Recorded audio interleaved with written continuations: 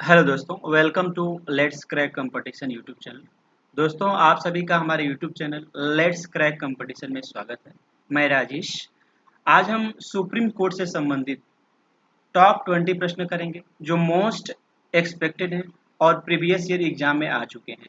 इसमें मैंने वो सारे इंपॉर्टेंट और जो प्रीवियस ईयर एग्जाम में आ चुके हैं उन सभी प्रश्नों को लिया है जो काफ़ी इम्पोर्टेंट है और जिसको करने के बाद आपके जो भी सुप्रीम कोर्ट से संबंधित फंडामेंटल्स बेसिक्स हैं वो आपका क्लियर हो जाएगा। तो चलिए शुरुआत करते हैं। फर्स्ट क्वेश्चन इज उच्चतम न्यायालय के गठन से संबंधित अनुच्छेद है।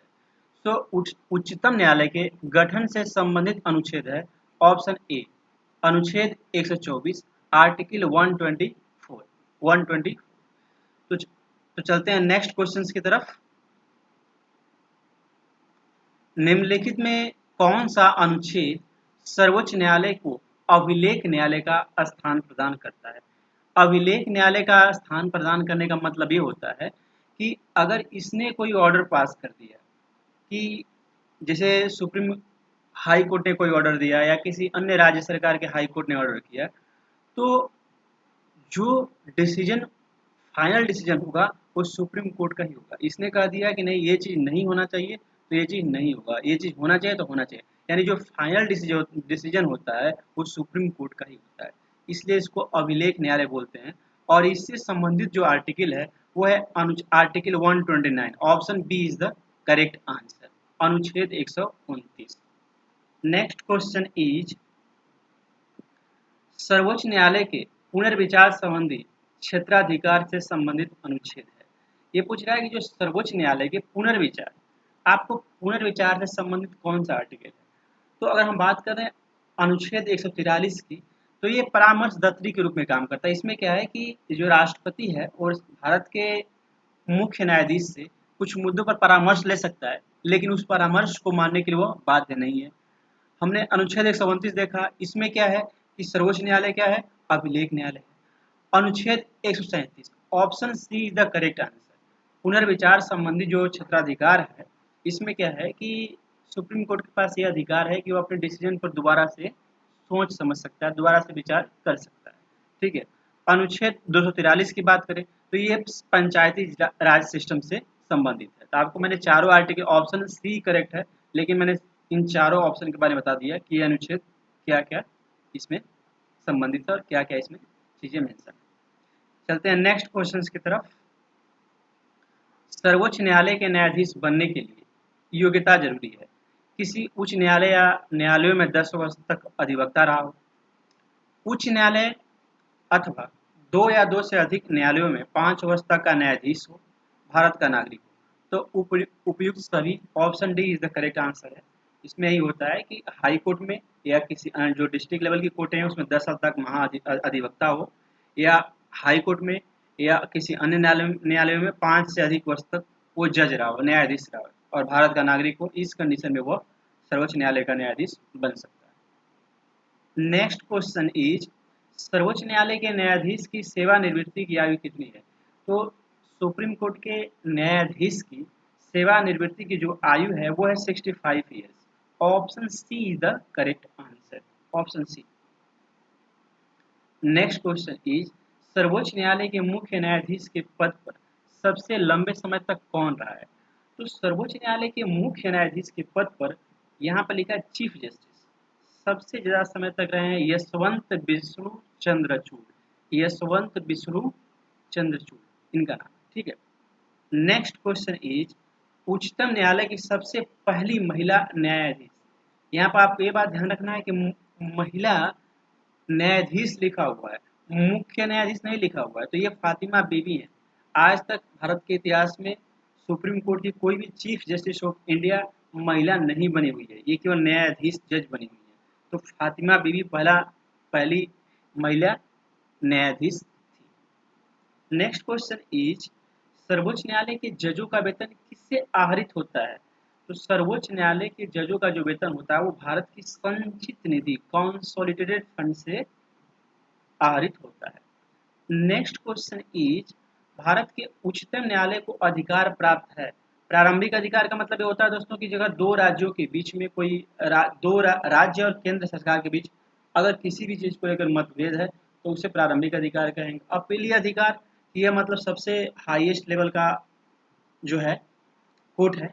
इसमें आप जैसे आप सेटिस्फाई नहीं है हाई कोर्ट के फैसले से तो आप इसमें अपील कर सकते हैं।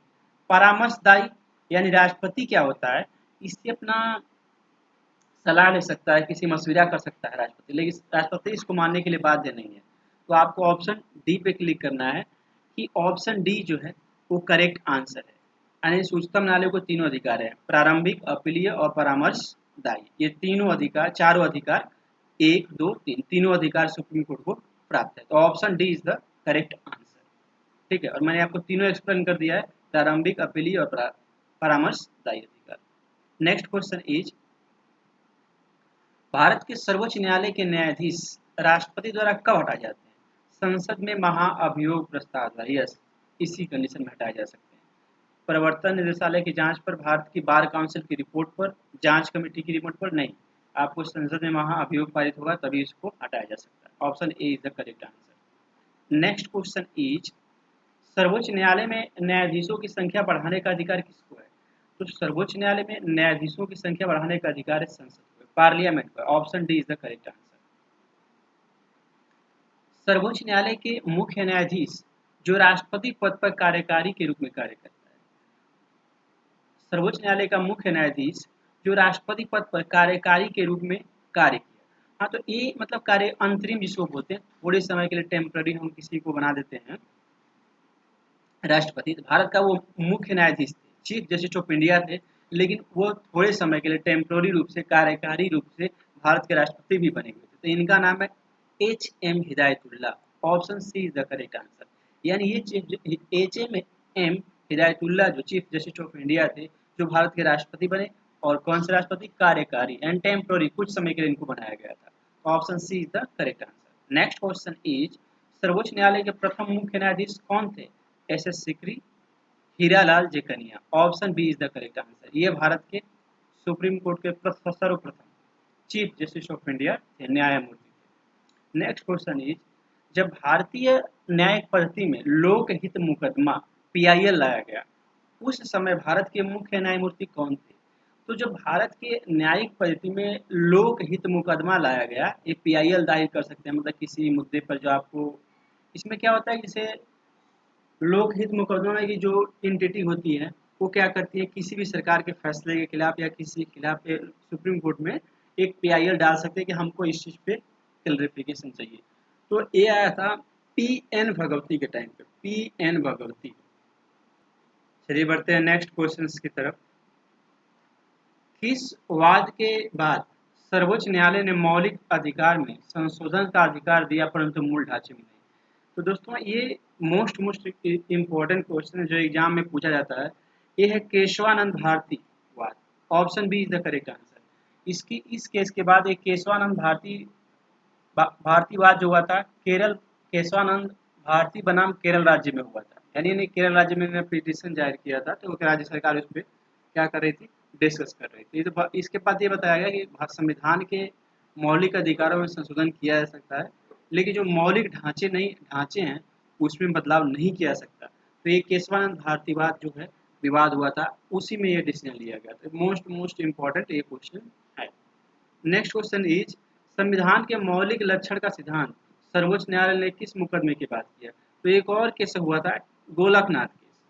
ऑप्शन बी, ये सुप्रीम कोर्ट में ये भी फंडामेंटल राइट्स, मौलिक अधिकारों से ही संबंधित था। तो ये गोलकनाथ बनाम पंजाब राज्य थे। ये गोलकनाथ ने क्या किया था, हाई कोर्ट में चैलेंज किया था, पंजाब के हाई कोर्ट में। तो इसमें भी मौलिक अधिकारों से क्या हुआ था कि संशोधन से संबंधित है कि मौलिक अधिकारों में संशोधन किया जा सकता है या नहीं किया जा सकता। ठीक है, ये गोलकनाथ बनाम पंजाब राज्य है। नेक्स्ट क्वेश्चन इज, रीट या आदेश जो किसी प्राधिकार को रद्द करने के लिए सर्वोच्च या उच्च न्यायालय द्वारा लिया जाता है।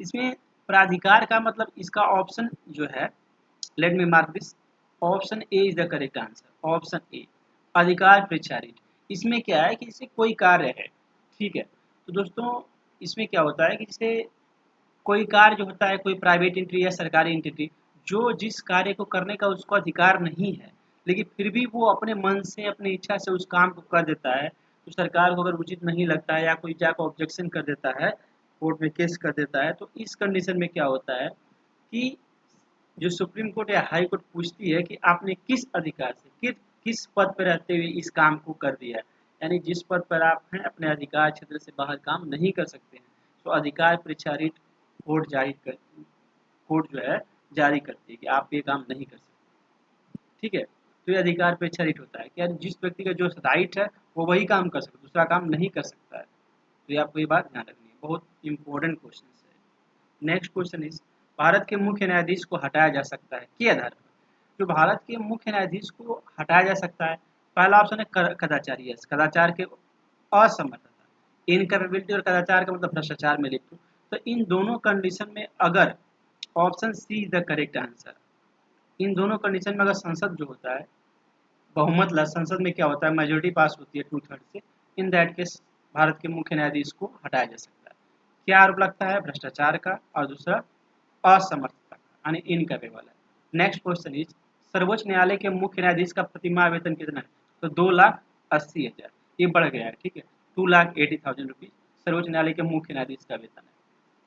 ठीक है, और सर्वोच्च न्यायालय के अन्य न्यायाधीशों का वेतन प्रतिमाह कितना है?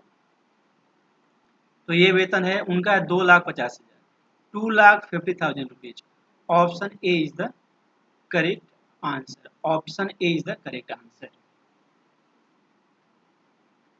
तो दोस्तों subscribe my channel let's crack competition, share like and comment.